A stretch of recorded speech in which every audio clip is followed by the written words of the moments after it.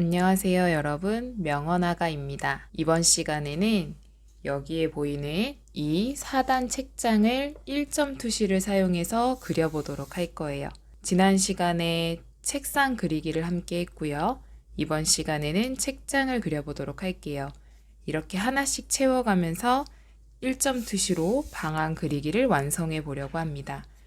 먼저 책장을 그리기 위해서 우리의 눈높이가 있는 곳을 정해 줄 거예요.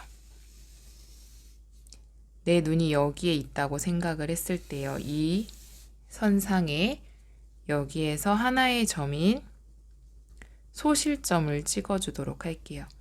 그 다음에 나중에 그릴 때 이곳에 이렇게 책상을 그려줄 거기 때문에요. 이번에 책장을 그릴 때는 이 중심부에서 살짝 옆으로 비껴난 책장을 완성해 보도록 할게요. 자, 1점 투시를 그릴 때는 가장 정면을 먼저 그려준다고 했죠. 이 선하고 가까워질수록, 점하고 가까워질수록 투시도가 극에 달하기 때문에 살짝 옆으로 비켜서 해보도록 할게요. 이제 1점 투시를 그리는 거 조금 익숙해지셨을 것 같은데요. 가장 먼저 해야 하는 건 정면에 보이는 직사각형 그려주기요. 그리고 여기에서 나머지 선들은 이 1점 투시의 방향을 향해서 나아가 주기.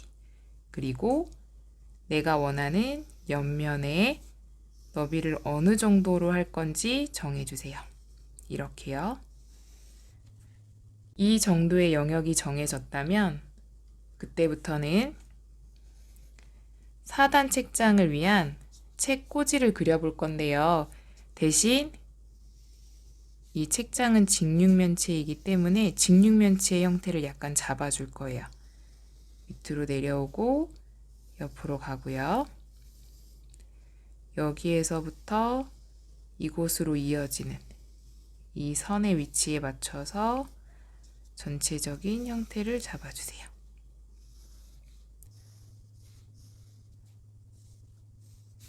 여기에서 선이 이렇게 가는데 제가 처음에 그렸던 부분이 살짝 옆으로 비껴갔으니까요.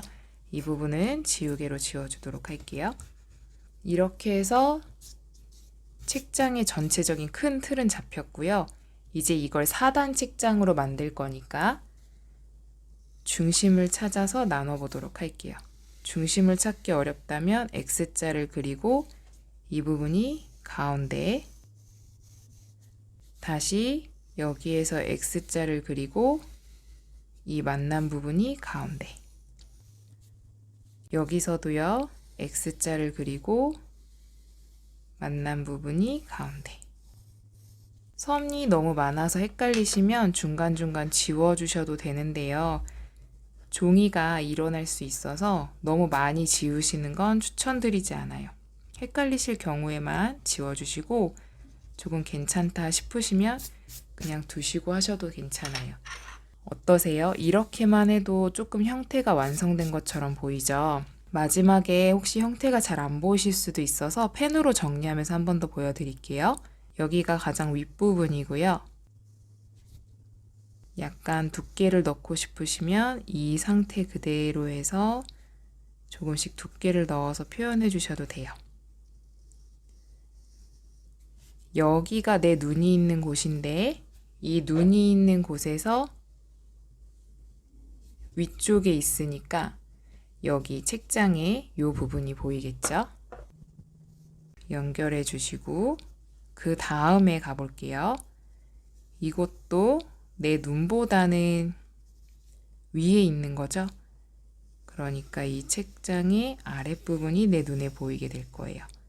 이 부분을 소실점과 연결해 주시고 여기서부터 이 부분은 정면을 향해서, 여기는 뒤에 있는 책장의 부분이고요. 그 다음에 다시 여기로 가볼게요. 이 부분은 내 눈보다 아래에 있죠. 그러니까 이 안쪽 면이 보이게 될 거예요. 항상 소실점으로 향한다는 거 잊지 마시고요. 안쪽에 있는 부분, 그리고 이 아래에 있는 건 역시 내 눈보다 아래에 있으니까 안쪽 면,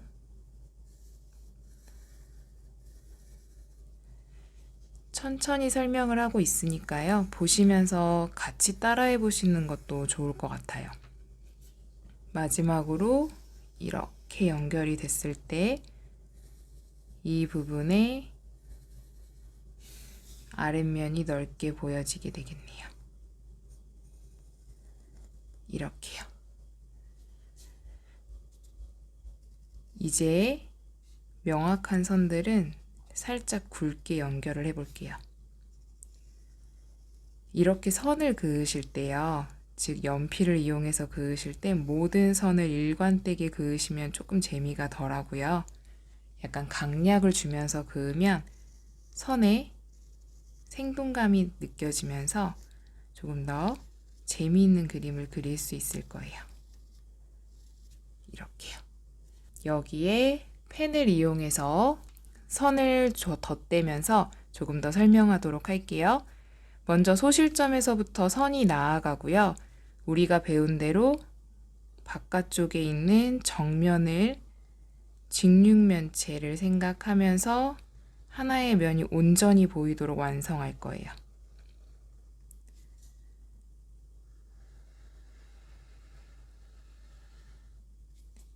이렇게 온전한 면이 다 그어졌다면 이제 이 뒤쪽 면,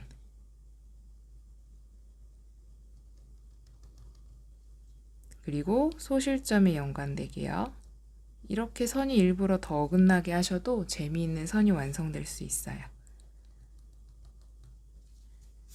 이렇게 안에 들어가 있는 선들은 이제 보이지 않게 되겠죠? 그러면 그 부분은 지워주시고 이 안쪽에 있는 선들 그어볼게요.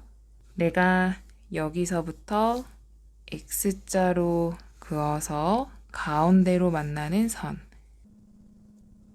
책장의 두께도 있으니까요. 조금 더 두께가 있게 그어주셔도 되고요. 아, 나는 이렇게 얇은 선으로 못하겠다 라고 하시면 이거는 0.1이거든요. 그러면 조금 더 두꺼운 펜을 이용해서 그어주셔도 괜찮아요. 책장의 두께, 그리고 여기도 책장의 두께,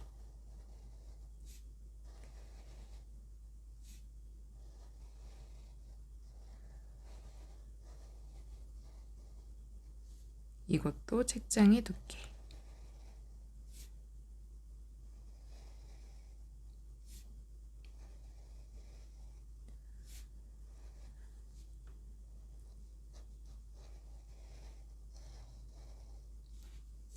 그리고 전체적으로 책장의 두께를 조금 만들고 싶으시다면 이 아랫부분도 이렇게 두께감 있게 만들어 주셔도 좋아요.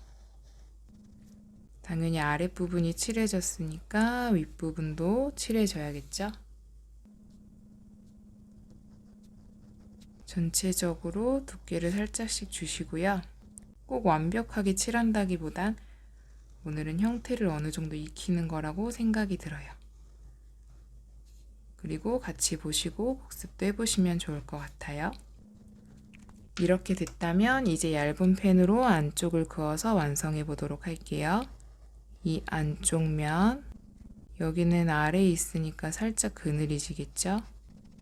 여기는 이렇게. 이 판의 윗부분이 보일 거고요. 여기도 이 판의 윗부분이 보이겠네요. 여기도 이 판의 윗부분이 보이게 될 거예요.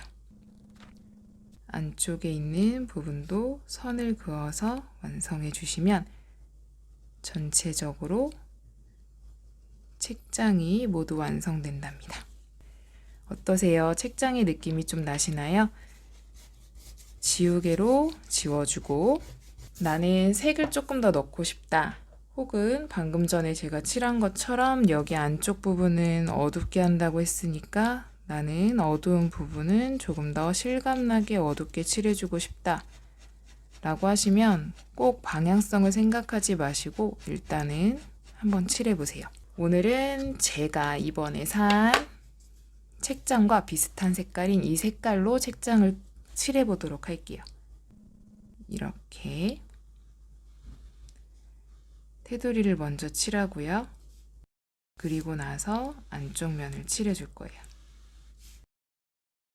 전체적으로 칠해 줄게요. 이렇게 전체적으로 칠해 주신 다음에 나는 어두운 부분을 조금 더 강조하고 싶다라고 하신다면 안쪽 부분을 한 번 더 칠해 주시면 되세요. 그러면 입체감이 조금 더 살아나거든요. 이렇게요. 오늘은 이렇게 해서 책장 그리기를 모두 완성해 봤어요. 오늘의 영상이 유익하셨다면 구독과 좋아요, 알림 설정까지 부탁드릴게요. 그럼 우리 다음 시간에 만나요. 안녕.